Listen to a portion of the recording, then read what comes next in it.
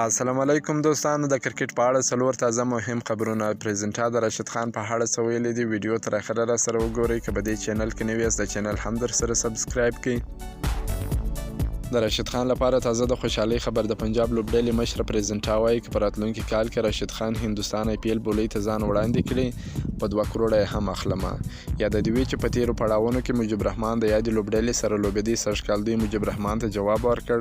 مجيب رحمان هم سنرایزر حیدرآباد لوبډلې سره یوځای سو، هغوی واخیستې. دوی درې سره لوبغاړي محمد نبي، راشد خان او مجيب رحمان د سنرایزر حیدرآباد لوبډلې سره یوځای دي. بلخوا به د افغانستان مشهور آلراونډر محمد نبي ساحل زوی حسن نبي د هندوستان په یو کلب کې په 45 توپونو باندې د لس شپږیزو پر مټ 114 منډې جوړې کړې دي.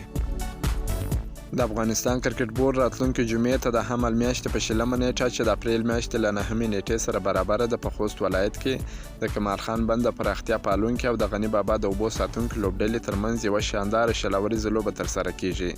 د لوی پکتیا ولس په ګډون سره به دا لوبه لا شانداره او خوندوره سي.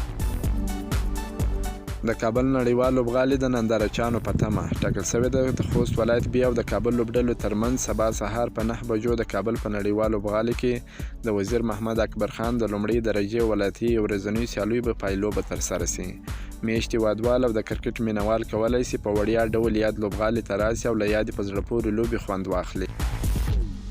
دا زموږ د نن ورځې ویډیو. که مو دا ویډیو خوښه شوې، ویډیو در سره لایک کړئ. که په دې چینل کې نوي یاست د چینل هم در سره سبسکرایب کړئ.